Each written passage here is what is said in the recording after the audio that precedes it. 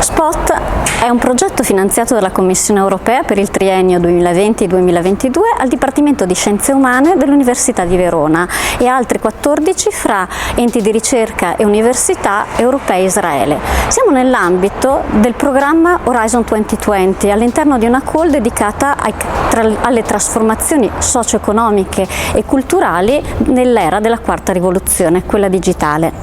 Coordinati dalla Mendel University di Brno in Repubblica Ceca, l'obiettivo è quello di proporre un approccio innovativo al turismo culturale, anche attraverso una piattaforma elettronica che si chiama Spotit e che consentirà un uso più equilibrato di risorse e servizi. Oggetto significativo che abbiamo scelto per questa ricerca è una macchina da scrivere meccanica, una Olivetti, e infatti il caso studio italiano è nel Piemonte sud-occidentale, è la zona delle Langhe, Monferrato Roero.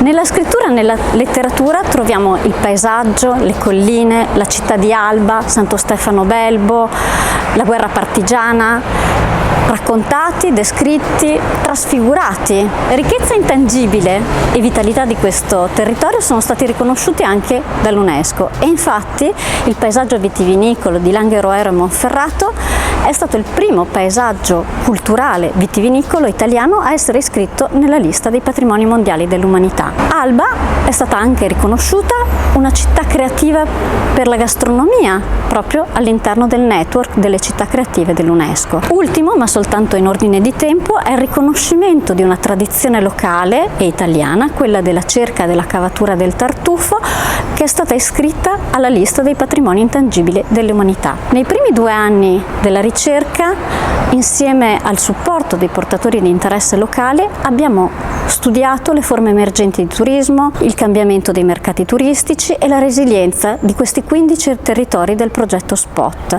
e ora stiamo elaborando delle strategie per rilanciare il turismo anche al di là di questa pandemia da coronavirus. La ricerca continua all'Università di Verona anche al di là della pandemia.